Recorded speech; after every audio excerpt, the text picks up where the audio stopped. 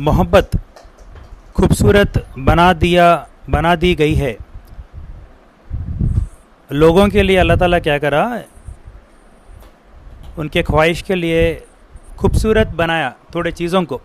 इंसानों को अच्छे दिखने वाले थोड़े चीज़ें हैं दुनिया में, ज़्यादा अजीज़ रहते वो चीज़ें। उसमें पहला चीज़ अल्लाह क्या बोला मालूम? औरत की चाहत, औरत की चाहत और बेटों की चाहत और सोने और चांदी की ढेर, अच्छे घोड़े, मवेशी और खेती। ये सब दुनिया की ज़िंदगी का सामान है, लेकिन अल्लाह के पास ही बेहतरीन ठिकाना है।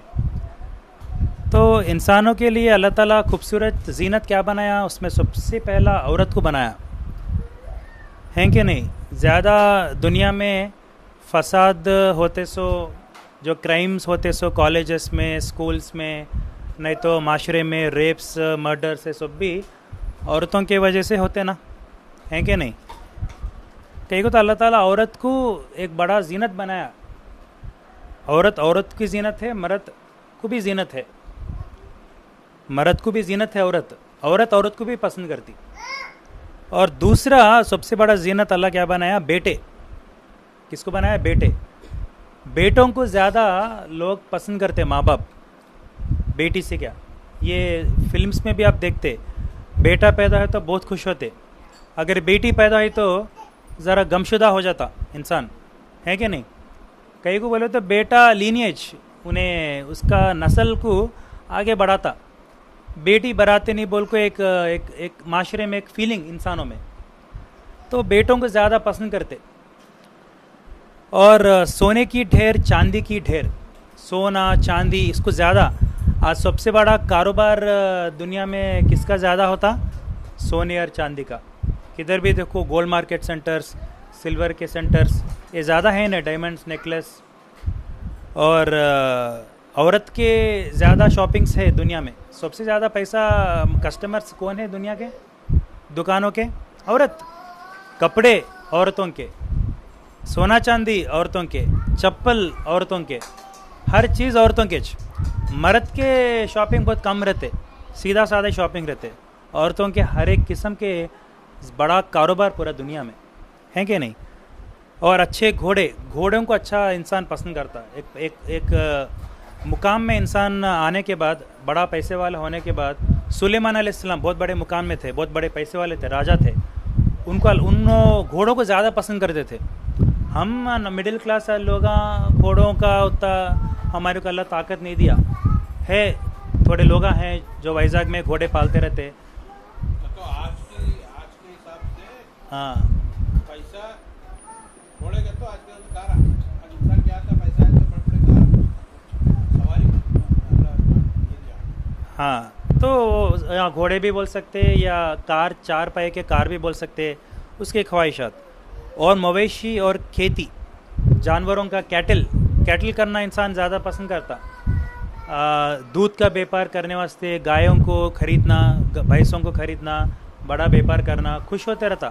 खेती बड़ी 4 एकड़ 10 एकड़ ज़मीन, ये खासकर ये कौन है? ये लोग सिटी में रहने वाले नहीं, ये लोग ज़्यादा विलेज में रहने वाले। इनके बारे में एड्रेस करते अल्लाह ताला बोला, वो लोग उनके 10 एकड़ 100 एकड़ है तो बहुत ज़्यादा खुश होते। सिटी में रहने वाले 100 गज़ 150 गज़ इसमें ज़्यादा खुश होते, ऐसा।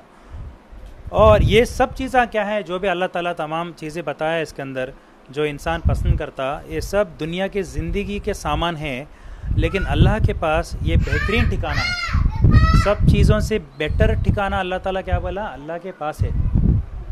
इस आयत में बताया गया कि दुनिया की कई चीज़ें इंसान को अपनी तरफ खींचती हैं, मगर ये सब अर्जी चीज़ें हैं। असल कामयाबी अल्लाह के पास वली ज़िंदगी है। अल्लाह के पास वली ज़िंदगी है, अल्लाह के पास वाली ज़िंदगी है। मोमिन औरत की जीनत और हया। मोमिन औरतों से कह दो कि अपने नज़रें नीचे रखें और अपने शर्मगाह की हिफाजत करें और अपनी जीनत ज़ाहिर ना करें सिवाय उसके जो जाहिर हो जाती हैं, और अपने दुपट्टों को अपने सीनों पर डालकर रखें। ये आयत हया और पर्दे की तालीम देती है। इसका मकसद औरत की इज़्ज़त और वक़र को महफूज रखना है।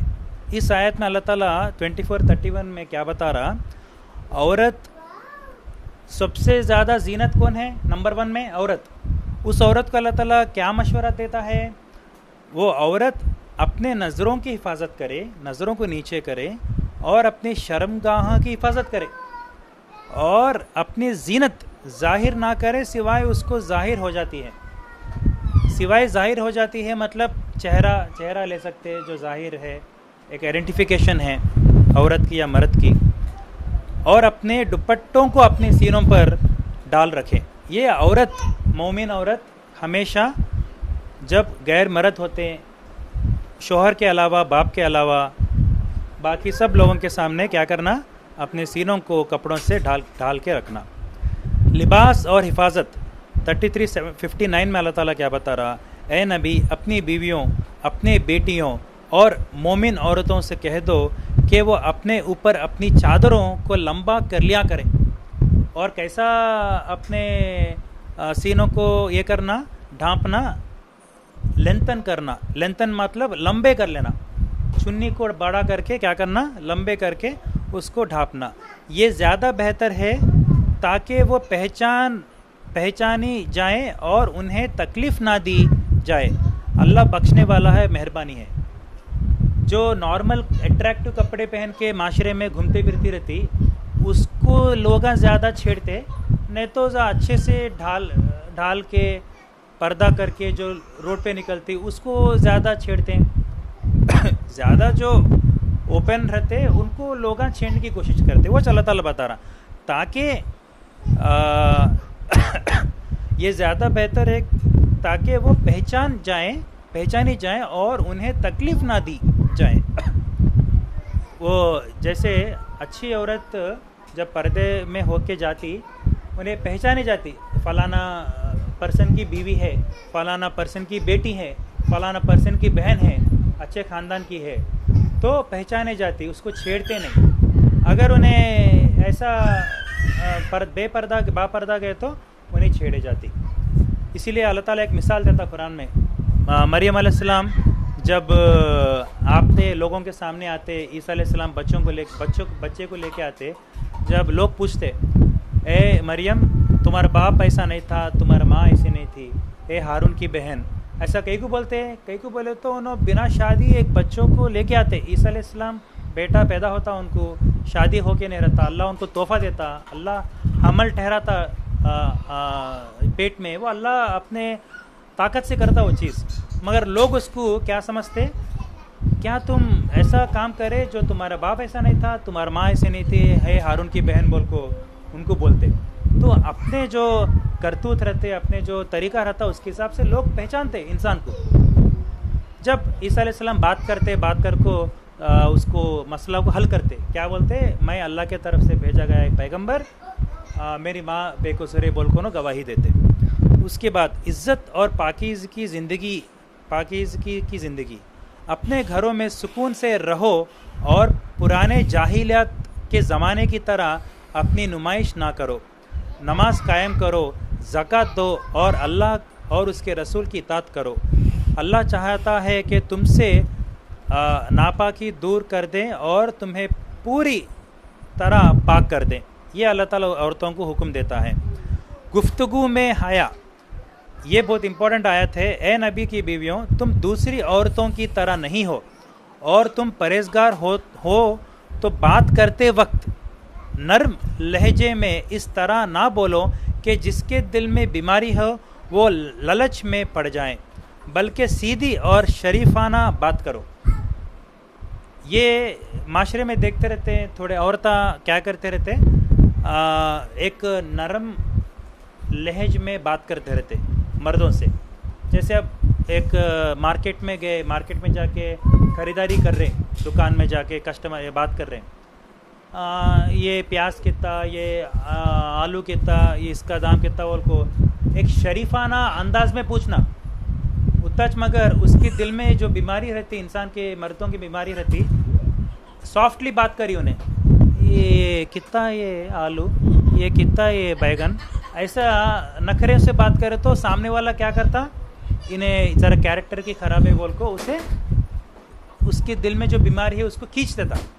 समझ में आती है बात? इसलिए एक अच्छे अंदाज में बात करना गैर मर्दों से, मंगलसूत्र पहनता, हाँ, एक सख्त और सीधी बात करना। ये कहते क्या ही समझता। हाँ, किसी से भी बाहर मार्केट बोल के नहीं, घरों में भी बाप से, भाई से, मर्द से छोड़ के बाकी वालों से क्या करना, अच्छे से बात करना, सीधी डिसिप्लिन से बात करना।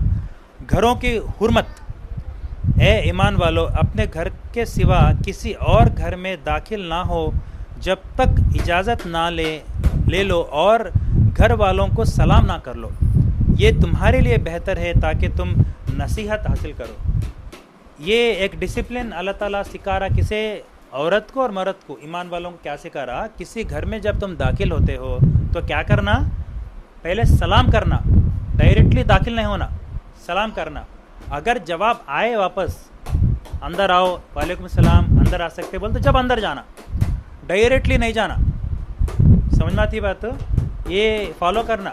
कभी भी अरे हमारा जानने वाला घर है जी बोल कर डायरेक्ट दरवाज़ा खुला है बोल को कभी भी अंदर नहीं जाना। एक डिसिप्लिन अल्लाह ताला सिखा रहा। सलाम करना, जवाब आए तो अंदर जाना, जवाब नहीं आए तो क्या करना, चप्पला पहन ले को वापस चले जाना। ये डिसिप्लिन घरों, हाँ, ये तो आखिरी में अल्लाह ताला यहाँ पे एक पैगाम क्या दे रहा, इन सब आयत का पैगाम ये है कि इस्लाम इंसान की ज़िंदगी को हया, इज़्ज़त और पाकीज़गी पर कायम करता है। दुनिया की जीनत अर्जी है, लेकिन हया, तक़वा और अल्लाह की इताअत इंसान को असल कामयाबी तक पहुँचाता है।